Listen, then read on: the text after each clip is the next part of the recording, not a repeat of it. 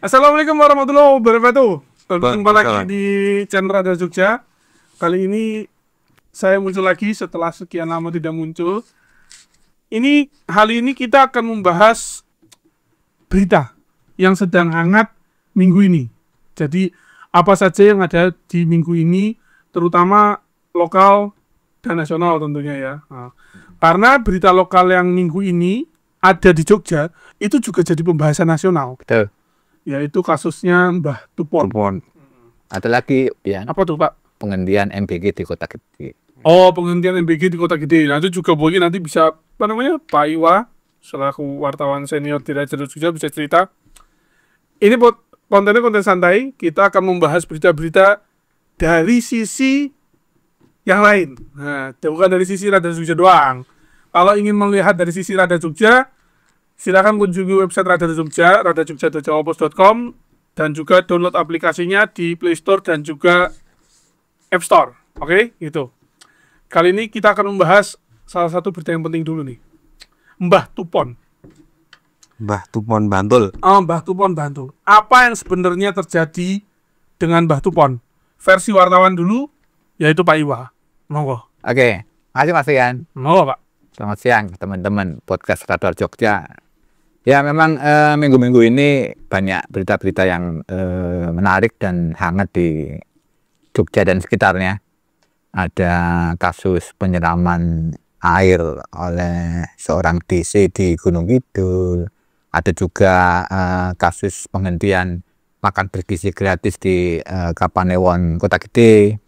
Terus juga yang mungkin mencuri perhatian netizen atau para pembaca Radar Jogja adalah adanya kasus mafia tanah di Bantul yang melibatkan banyak orang, dan mungkin yang menjadi korban adalah seorang yang kita kenal sebagai Mbah Tupon ya. Jadi kenapa berita itu menjadi sangat menarik, karena selama ini ketika saya mendapatkan berita-berita tentang sertifikat tanah dari BPN, dari Menteri Nusron yang sering saya edit juga, itu memang Menteri Nusron menginginkan adanya pembabatan yang namanya mafia tanah. Dan ini terjadi di dugaan kuat terjadi di Bantul, meskipun saat ini adalah BPN DIY provinsi itu memang menginginkan adanya semacam penggalian data lebih dalam lagi, sebenarnya apa sih yang terjadi di kasusnya Mbah Tupon ini, karena juga melibatkan beberapa nama. Saya nggak tahu terlibat atau memang ada penyebutan nama di situ seorang petinggi di Bantul, Ex anggota DPRD. ya kabarnya seperti itu ya, karena kita nggak boleh ya memanjas divokasi sebelum itu masuk ke pengadilan mungkin. Jadi memang harus ada pembuktian dulu. Kalau memang jadi dari pihak BPN provinsi yang saya edit itu mengatakan kalau kasusnya Mbah Tupon ini memang harus diungkap ya. Apakah benar terjadi maladministrasi misalnya, atau ada dugaan-dugaan lain yang melibatkan mafia tanah. Kalaupun memang ada mafia tanah ya saya kira memang harus diusut tuntas lah.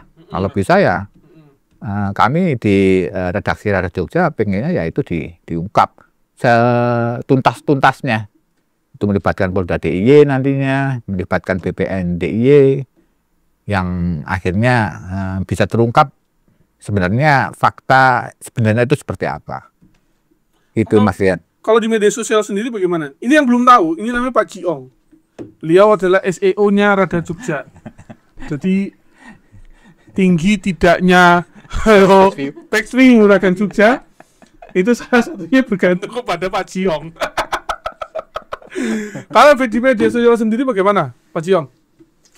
Melihatnya di media sosial banyak dukungan jelas. ya sangat gencar itu. Itu kan ya juga berawal dari media sosial sebenarnya. Kasus Mbah Tupon itu bergulir dari situ. Kemudian para teman-teman jurnalis itu akhirnya menggali informasi ya akhirnya ketemu juga sampai titik terangnya, bahkan yang disinggung dengan nama bibit Rustamta itu akhirnya juga Jadi rame sendiri. iya rame, dan akhirnya memberi klarifikasi sama pengacaranya itu, dengan dia menjelaskan di situ bahwa ya pokoknya ya ada sebenarnya menurut pengacaranya itu kan jangan dijadikan sebagai Pansos. berita ini. Nah, itu semakin bergulir, semakin di media sosial semakin tinggi juga akhirnya, karena kan terus-terusan itu sampai detik ini pun itu berita masih tinggi itu dari berbagai sisi. Kemudian ada disusul lagi dari BPN sudah keluar statement, bukan entah nanti kan terus-terusan. Kemarin Bupati pun datang ke rumahnya. Pokoknya ini kasus ini masih terus hangat di di media sosial ataupun di media mainstream online lainnya itu. Selain kasus Batu Kon, sebenarnya di Jogja juga lagi hangat kemarin nih. Sebenarnya ini bukan hangat baru-baru ini sih. Ini kayak minggu lalu deh. Iya betul. Minggu lalu. Yang itu penyiraman.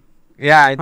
Penyiraman tuh sebenarnya minggu lalu. Ya. Tapi rame lagi karena mulai terungkap cerita-cerita, nama-nama dan cerita-cerita. Dan katanya, nggak katanya sih, ini memang sudah ini ya, memang sudah ada di website Radar Jogja, di Instagram kita juga sudah ada. Ini apa namanya, sekilas cuplikan aja. Jadi waktu itu ada lurah wilayah kelurahan Krambil Sawit.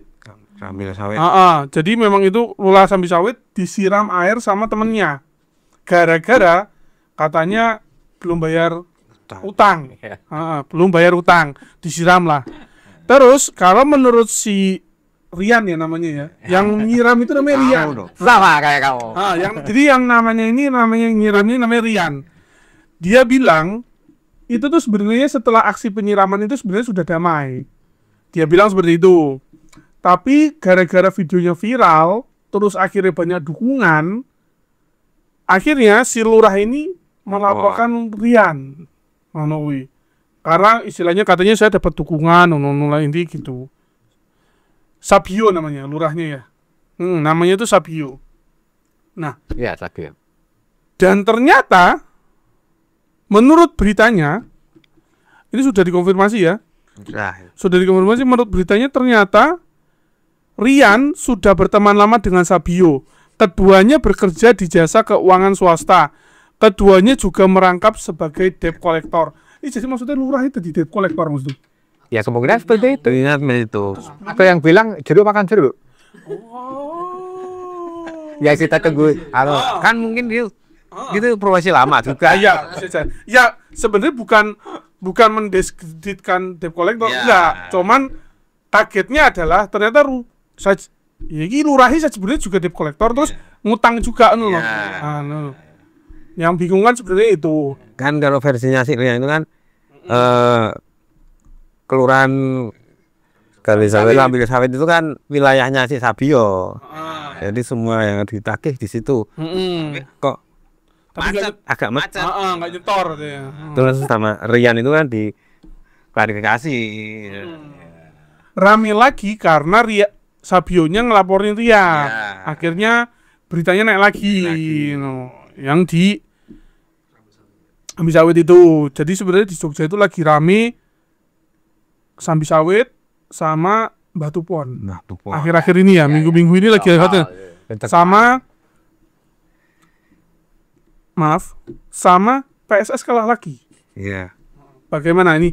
Ini Mas Satria ini konten writernya olahraganya Radar Jogja. Nah, katanya kalau saya baca, saya baca PSS sekarang itu membutuhkan bantuan tim lain untuk agar tetap lolos. Maksudnya gimana itu? Maksudnya biarpun PSS menang 4 pertandingan terakhir, itu tuh belum tentu bertahan di Liga 1. Ya, tetap tidak. Benar apa tidak? Benar. Itu benar sekali ya.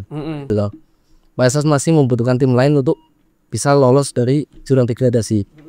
Soalnya gimana ya, PSS sekarang kan posisi paling dasar dan cuma 22 poin. Itu jeda 3 atau 4 poin lah dari atas. Di Yonaman mungkin 7. Jadi kemudian kalau yang di liga degradasi itu tetap jagain atasnya. Jadi kalau yang atas-atas 2-3 tim Atas menang terus. pada kalah-kalah dan Sleman bisa stabil menang, mungkin bisa lolos itu Mas. Nah, tapi kalau walaupun Sleman Itu seperti itu ya. sama Bantuan dia. Perlu bantuan tim lain. Bayangkan saya tadi bantuan tuh pemain lain Enggak. suruh Bantuan lain PLS. Bantuan ternyata bantuan atau yang kalah atau yang menang. Atau bantuan doa. Bantuan doa. Heeh. Tapi kalau menurut ini ya penglihatan semua ya, sepenglihatan ini. Ini kalau ini beneran pendapat pribadi masing-masing. Bisakah PSS tetap Liga 1 musim depan? Kalau menurut saya ya, saya pengennya sih 31 kalau saya ya pengennya. pinginnya mah tetap, pinginnya tetap supaya PSIM dan PSIS PSS Di sana nanti. PSIS dan PSIM ya ada di Liga 1 lah gitu loh. Cuman kalau menurut saya, ini kalau pinginnya saya sama menurut saya beda. Kalau menurut saya sih kayaknya kalah. Kayaknya sih Liga 2. Menurut saya ya, menurut saya. Sebagai warga Sleman. Sebagai warga Sleman. Biarpun warga Sleman baru. Sebagai warga Sleman baru sebenarnya. Karena gini, karena kalau udah perlu bantuan bantuan tim lain sebenarnya tidak susah. Gimana Mas Satria? Jenengan Kalau menurut saya sih, kalau menurut Bang Satria sendiri, Bung Satria sendiri. Bung Sap. ya gimana ya. Tapi untuk laga kedepannya kan PSM Makassar kan ada 4 pemain yang kembali dan sudah mulai berlatih mulai kemarin ini. Oh, tadi cedera. Dan absenan Persib kan, Leberson, Betinho, Hoki yang katanya kemarin sakit, sama Oke Jalaka. Abduh Lestaluhu. Nah mungkin itu kan menambah opsi untuk Peter Wistra itu mengkombinasikan pemain lagi. Dan hadirnya Kleberson kan di lini belakang sebagai pilar penting lah itu. Jadi kemudian adalah kemungkinan besok harus 3 poin itu. Dengan 4 pertandingan tersisa ya harusnya semuanya bisa dimenangin sih. Kalau emang niat tujuannya keluar dari degradasi. Kalau 4-4-nya itu PSS bisa menang, itu aman dari degradasi Mas Satria. Atau emang harus ada syarat-syarat tadi dibantu. Ya, wajib syarat-syarat tadi sih Pak. Ya, syarat-syaratnya apa aja itu Mas? Kayaknya pokoknya posisi Pada kutip enggak itu? besar. kayaknya tim yang di atasnya itu coba kita lihat kelas Caranya kita kelas kita kelas ini ya. di zona aman itu Barito dengan 29 poin. Nah, Sleman dengan 22 poin. Berarti selisih 7 poin. 2 menang, 1 imbang. Berarti dengan 4 pertandingan tersisa. Walaupun masih ada kesempatan dengan Barito Lawan terus. Iya. Tapi lawan Barito mana sisanya? Terdekat tuh kan Semarang sih. Oh, berarti misalnya Barito menang terus, oh ya tetap aja Barito misalnya Barito menang 2 kali udah aman kan? selesai Sleman. Sleman selesai, Barito udah menang 2 kali selesai. Barito harus kalah terus. Barito menang sekali, Sleman kalah sekali, udah selesai juga. Oh, Barito kalah, iya bener, Barito kalah sekali, PSS kalah sekali. Barito menang, PSS kalah sekali, udah selesai. Berarti intinya memang kudu menang. Nah, butuh bantuan tim lain itu tadi. Ya itu Pada buat kutip, 4 kali menang semua. Barito kalah. Lain Barito kalah dua. punya Barito itu harus kalah. Ya tapi ya bagaimanapun sebagai warga Sleman saya tentu Berdoanya mah tetap kencengin Om Jong. Keduanya itu warga kota. ya kan boleh. Iya. Apalagi sekarang sudah Mataram Islov. Mataram Islov dulu. Coba kalau itu beneran persis PSS sama PSIM tetap Liga 1. Wah, Terus pasti benar. keren sih itu. Derby Mataram tiap hari. Mataram tiap hari situ. Dan liputannya nggak jauh-jauh. Kedua kalau Iya. tahun Home enggak jauh-jauh. Gitu. Bisa banyak juga ini ya sebenarnya PSS itu kan juga udah mendapatkan kesempatan untuk main di Maku. kan. Yang kemarin diharapkan meraih full aksnya, poin maksimal. Tapi Ya pada lawannya juga Dewa United kan itu.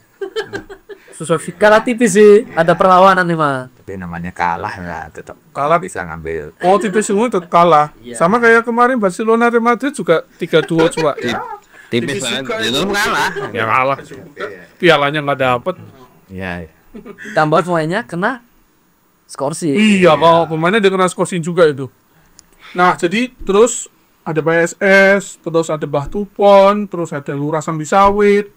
Yang lagi hangat juga minggu ini juga tentang Deddy Mulyadi. KDM. Kang Deddy Mulyadi. Hampir di semua media itu memberitakan tentang KDM. Iya.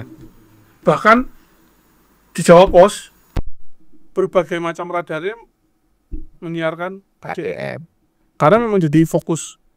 Akhir-akhir ini KDM jadi fokus menyita perhatian. Yang terbaru itu adalah tentang anak nakal masuk barak militer. Ya, ya. Sama ini debat dengan remaja. Ya, soal Perpisahan. besar. Katanya ini namanya anak remaja itu katanya ini namanya orang miskin. Tapi ternyata Faktanya pernah main sinetron. Terus Model. iklan pinjol, Model pinjol. model berbagai macam iklan YouTube. Waduh. Terus gimana nih? Menurut Ya kalau kalau kita ngomongin KDM karena kita lokasinya jauh jadi kita sulit untuk meminta konfirmasi langsung. ya ini Pandangan secara pandangan ya pandangan teman pers di sini lah. Ya, kalau saya mengamati ya wajar lah ya, karena kalau kita ingat yang namanya Pak Jokowi mantan presiden kita itu kan awal-awalnya kan tuh juga sering turun ke bawah dan itu juga dilakukan oleh Deddy Mulyadi KDM. Kalau kita lihat YouTube-nya itu kan wah itu turun ke bawah terus, istilahnya itu busuan ya. Bahkan ada beberapa teman saya yang pengamat politik, ini sebenarnya KDM ini sudah punya modal dalam tanda kutip, modal untuk maju 2029 RI 1. ya, kemungkinan besar itu udah ada modal di sini. Cuman ya saya kira sih kalau saya jadi teman baiknya KDM nanti tak BCI Saran jangan terlalu kencang-kencang lah, maksudnya rada sidik lah. tahan sih. Ya, tapi ya mungkin ya itu gaya kepemimpinan KDM seperti itu ya. Ya gimana lagi? Ya itu juga beberapa kali nonton ini kan, channel YouTube-nya itu kan. Aduh, memang keren. Ada beberapa dia langsung masuk ke jantung rakyat kan. Banyak rakyat yang sangat langsung mendapatkan efek dari kebijakannya KDM langsung. Cuman yang kasus ini yang ayel-ayelan sama siswi ini di remaja ini dan juga kasus-kasus lain yang terakhir ini ya kayaknya kok malah jadi kalau tidak direm itu bisa jadi blunder sih menurut saya. Jadi kalau bisa menyerang balik ke dia. Jadi kalau saya penasihat politiknya KDM gitu ya hati-hatilah. Kalau aku melihat itu malah ini kayak Ganjar dulu. bisa Main medsosnya, maksudnya dulu Ganjar juga terkenalnya juga gara-gara medsosnya, maksudnya dalam artian aktif banget, menunggu dan lain-lain, akhirnya namanya menjulang tinggi, mendekati waktu itu akhirnya dicalonin sama PDIP, gitu loh. Maksudnya ngelihatnya Ya taktiknya ini kayak gitu. Iya. Kalau Ya. Bang Cio sendiri, Ya kalau menurut aku ini sebenarnya kan dari segi beritanya itu hanya beberapa yang dasar sih. Tapi dari segi marketing digitalnya dia sudah membuat strategi yang bagus sekali. Karena apa? Di media cetak itu hampir ada beritanya Kang Deddy enggak? Enggak ada kan? tapi di medsos kan Ya itu karena apa? Ya juga dimanfaatkan oleh industri media sosial, industri online lainnya yang menjadi besar.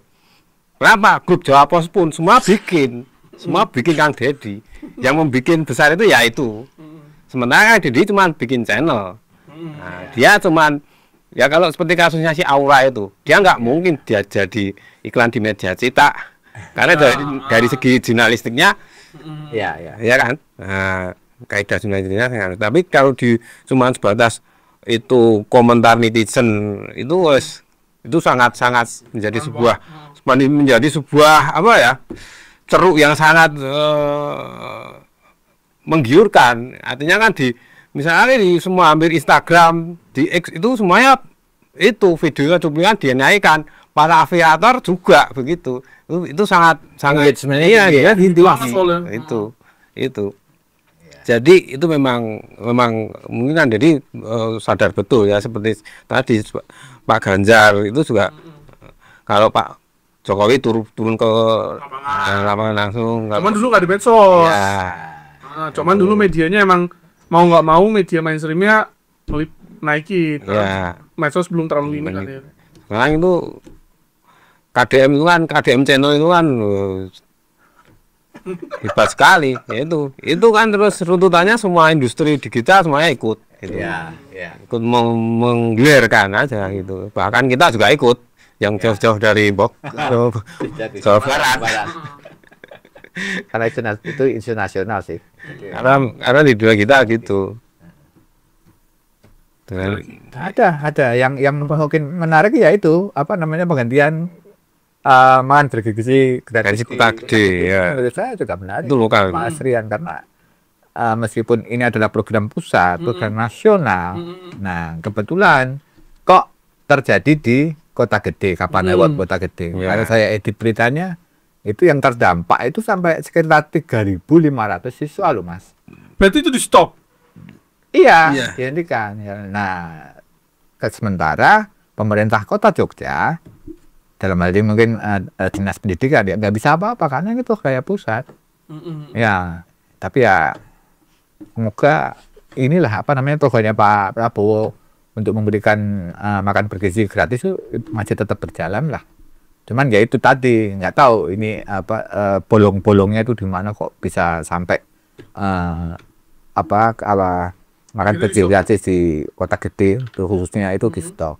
Mungkin karena ini juga, kan kemarin tuh sempat ada tuh yang yayasan tidak membayar dulu. Nah itu mungkin juga. Nah, ini bisa jadi Ya karena kita juga baru melakukan investigasi juga dari sana, teman-teman wartawan di lapangan. Itu sih. Ya menarik sih.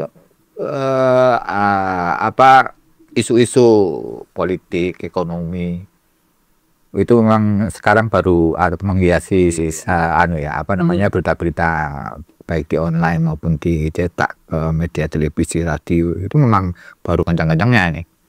Ya bagaimanapun ya pemerintah pusat lah yang nantinya tetap harus mengambil tindakan lah, baik biar masyarakat juga ini ayam lah. Kita kan pengennya ayam kayak gitu. iya.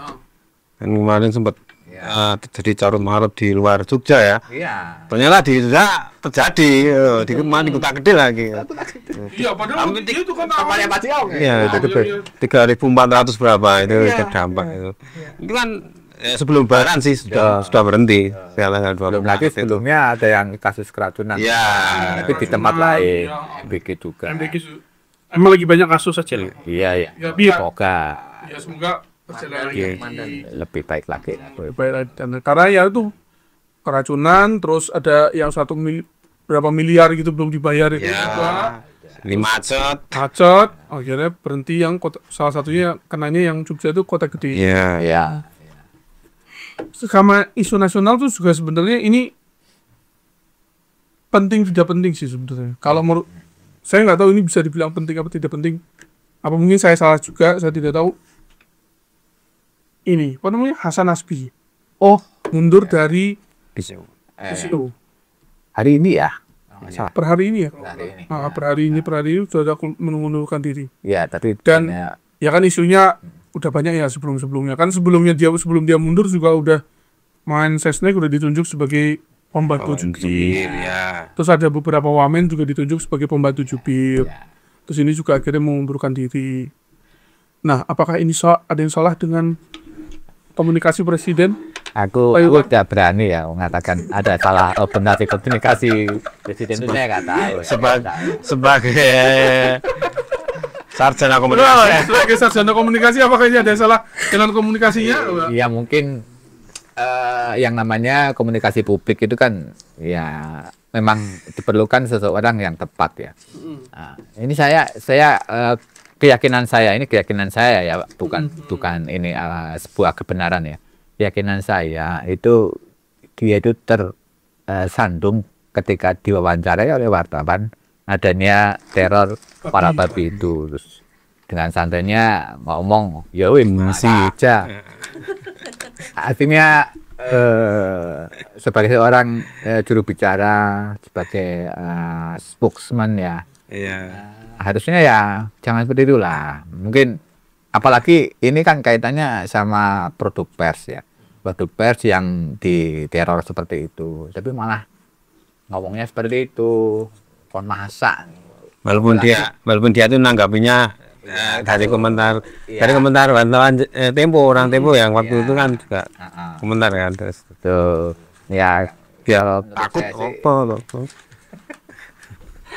Biar tetap guyon. ya paling tidak menurut saya sih perlu sih diperbaiki lagi komunikasi politik ya, karena komunikasi politik itu nggak mudah ya.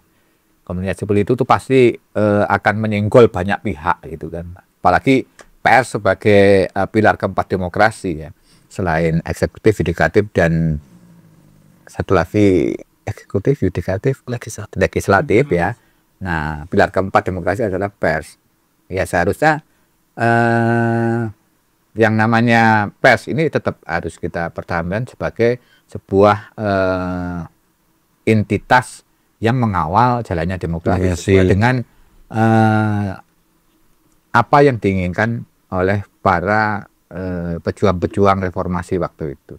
Sayang kan ketika reformasi sudah begitu dilakukan tahun 98, berhasil memperbaiki sistem politik di Indonesia, tapi sekarang seperti itu lagi, kayak kembali ke flashback ke zaman yang kelam gitu.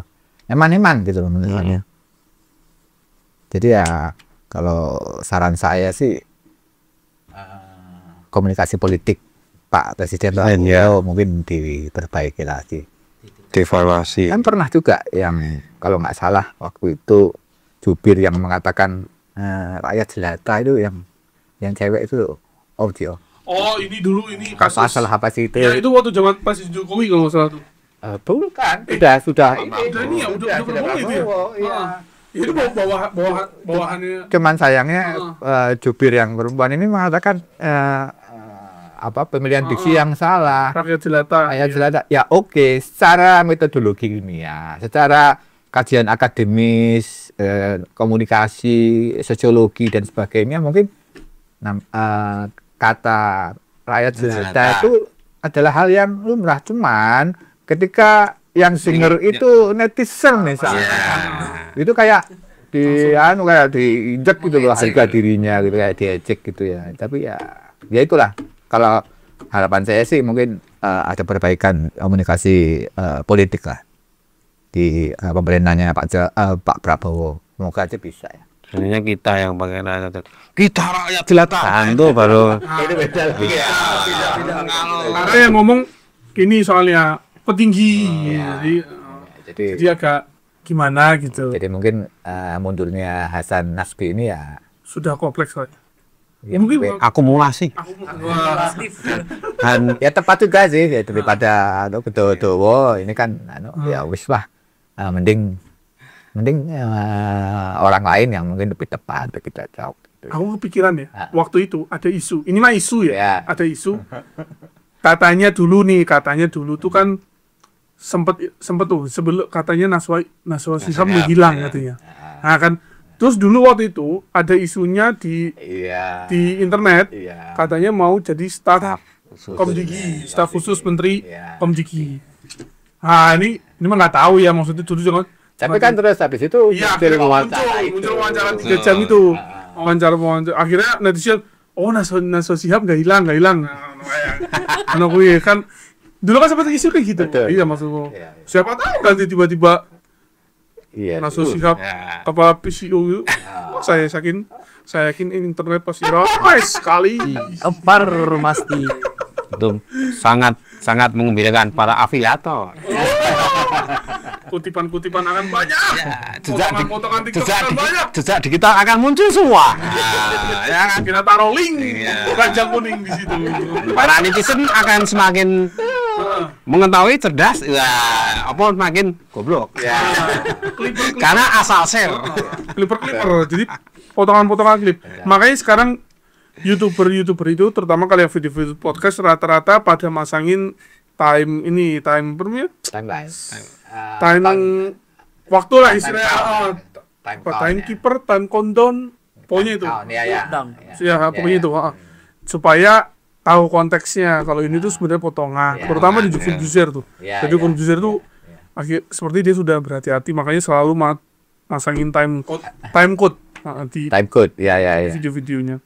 Gitu. Jadi minggu ini itu saja dulu berita-berita yang hangat. Yang lagi hangat ya. Memang kalau apa yang kita semua omongin di sini itu ada beritanya di radajogja.jawapos.com. Kalian bisa cek di Instagram, sosial media semua ada Radha Jogja, juga di aplikasi terbaru dari Radha Jogja bisa di-download di App Store dan Play Store. Semua ada berita di situ mengenai Mbah Tupon, terus Lurah Sambil Lawit. Nah, itu juga Kang Dedi juga ada. Terus yang Aura juga ada, Aura kayak juga. PSS juga ada. Kalau PSS tuh biasanya dibahas lebih lengkap di podcast Main Bola. Cari aja di YouTube podcast Main Bola. Itu nanti ada pengamat sepak bola kita, Pak Ananto. Dan jangan salah, besok kalau sudah ada waktunya, Direktur PSIM ketika kita juga sudah bilang, kita juga udah ngundang. Itu dia janji pertama untuk datang ke podcast Main Bola Radha Jogja. Itu juga nanti bakal lain yang daripada, biarpun udah sering muncul di podcast mana-mana tapi nanti tenang aja, kita bakal beda karena eksklusif. Pertanyaan-pertanyaannya lebih tajam karena kita punya pengamat sepak bola di sini. Jadi jangan lupa subscribe YouTube Radha Jogja dan juga podcast Main Bola, dan juga follow semua sosial media kita Radha Jogja. Jangan lupa download ya aplikasi. Oke, sampai jumpa berikutnya. Sampai jumpa di episode berikutnya. Assalamualaikum warahmatullahi wabarakatuh. Waalaikumsalam.